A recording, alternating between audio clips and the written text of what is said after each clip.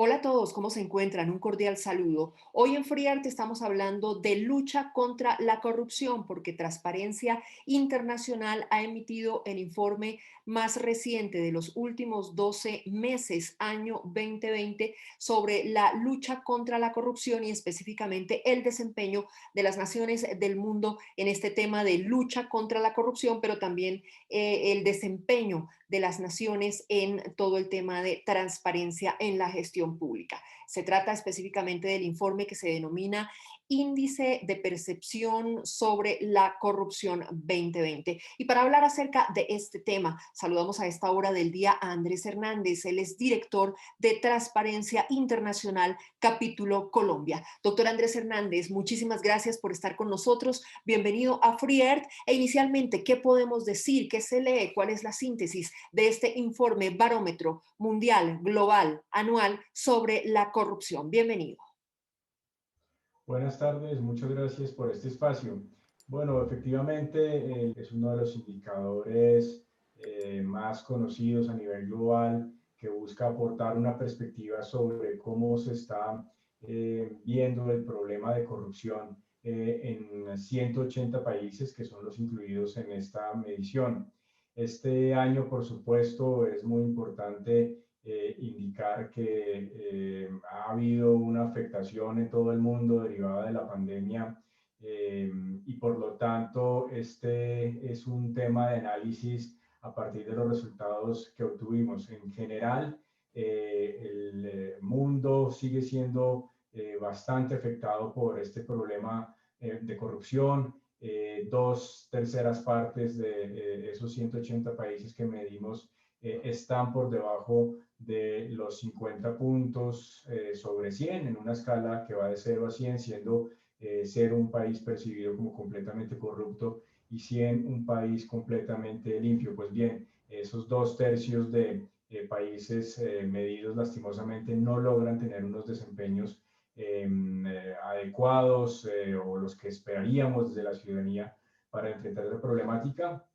Y volviendo al tema de la coyuntura global, pues lo que identificamos es que hay lastimosamente una relación entre aquellos países que tienen un mejor desempeño en este indicador, son aquellos países que han logrado asignar unos recursos públicos más importantes en volumen a la atención de la pandemia, mientras que sucede lo contrario con aquellos países que tienen un efecto negativo en el índice y que corresponden también a aquellos países que han tenido muchas más problemáticas asociadas a la atención de esta pandemia.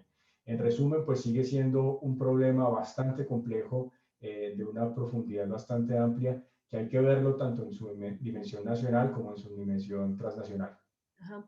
Bueno, doctor, básicamente, ¿cuál es ese comportamiento de los países? Es decir, ¿cómo se divide el estudio que ustedes han hecho por países y por de excelente a menor comportamiento?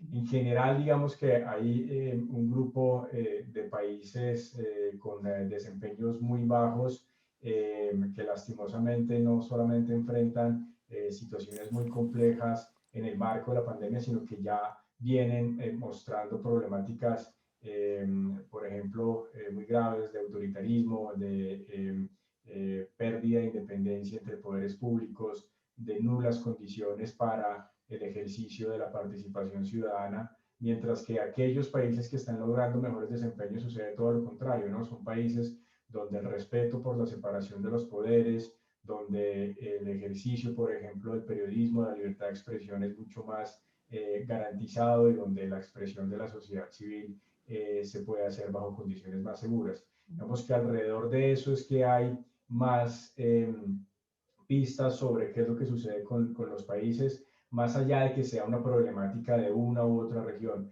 En general lo que vemos es que es un tema que está afectando a todo el mundo y que nuevamente requiere unos esfuerzos mucho más profundos para poder avanzar. Para que los colombianos nos entiendan un poco más, doctor Andrés Hernández, director de Transparencia por Colombia e Internacional por Colombia, explíquemosle un poco a la ciudadanía cómo es que miden ustedes, cómo es la calificación que realizan. Un puntaje cercano a los 100, que son, por ejemplo, países tradicionalmente los países escandinavos o países como Nueva Zelanda, donde de nuevo hay unos avances en instituciones y prácticas democráticas mucho más avanzadas, son aquellos que están como en el top 10 de la tabla, mientras que lastimosamente otros países como con regímenes autoritarios o con sistemas políticos muy cuestionados son los que están al final de la tabla. Entonces, para el caso específico de Colombia, este año logramos un puntaje de 39 sobre 100. De nuevo, es un puntaje por debajo de 50, es decir, un puntaje que nos indica que es una calificación aún bastante mala en comparación con países de la región. Estamos muy lejos de Uruguay, por ejemplo, que tiene una calificación de 71, Chile, que tiene una calificación de 67. Estamos junto a países como Ecuador, muy cerca de Brasil, de Perú, que tienen calificaciones estos dos últimos de 38. Y pues estamos por encima, muy tristemente, de la situación que viven, por ejemplo, países como Venezuela. Es un poco para darnos una noción de dónde estamos ubicados. El listado lo encabeza Dinamarca, los 5 primeros, ¿no? Dinamarca, Nueva Zelanda, Finlandia, Singapur y Suecia. Exactamente. Qué maravilla. ¿Qué podemos decir? ¿Cómo estos países se comportan y cuál es ese modelo de gestión pública ideal y transparente? ¿Cómo lo hacen? La diferencia la marca en gran medida la manera como la institucionalidad pública de estos países le da trámite a casos de corrupción, incluso no solamente en términos de sanción, sino de prevención de esos casos. En muchos de estos países, por ejemplo, se presentan situaciones de conflicto de interés o algún manejo, aunque fuera menor, indebido por parte de algún funcionario público, y rápidamente hay alguna acción, bien sea de un órgano de control o del mismo funcionario, digamos, que se hace a un lado en este tipo de situaciones. De nuevo, más allá, digamos, de la casuística, lo importante es que estos países logran tener una reacción mucho más rápida, efectiva y con unos niveles mucho más altos de confianza respecto a qué pasa cuando se presenta una irregularidad. Y eso en general marca una diferencia muy importante para esos países que se ubican en ese top del listado. Pasemos ahora, por favor, doctor Andrés Hernández, director de Transparencia Internacional por Colombia, a los países nivel medio.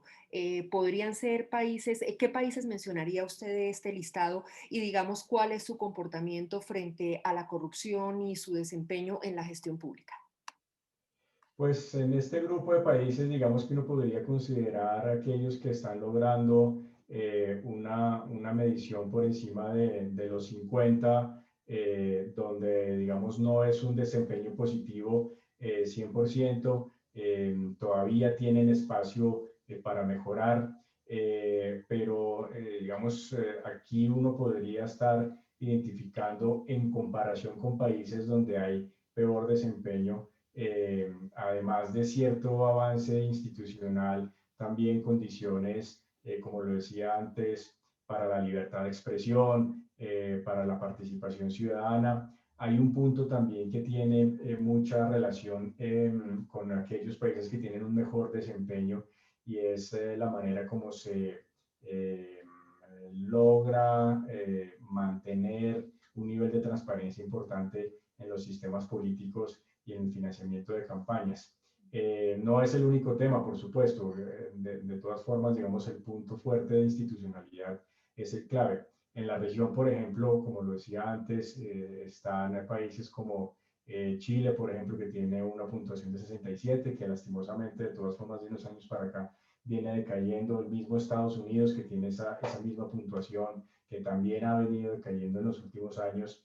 Pero están también países como España o Corea del Sur, este último, por ejemplo, que ha hecho unos esfuerzos bastante amplios para contar con comisiones independientes de lucha contra la corrupción, campañas muy fuertes de involucramiento de sociedad civil, que lastimosamente también ha atravesado escándalos de corrupción importantes, pero de nuevo, que de alguna manera logran tener un trámite más ágil en comparación con aquellos países que están en los puntos o en los lugares más bajos.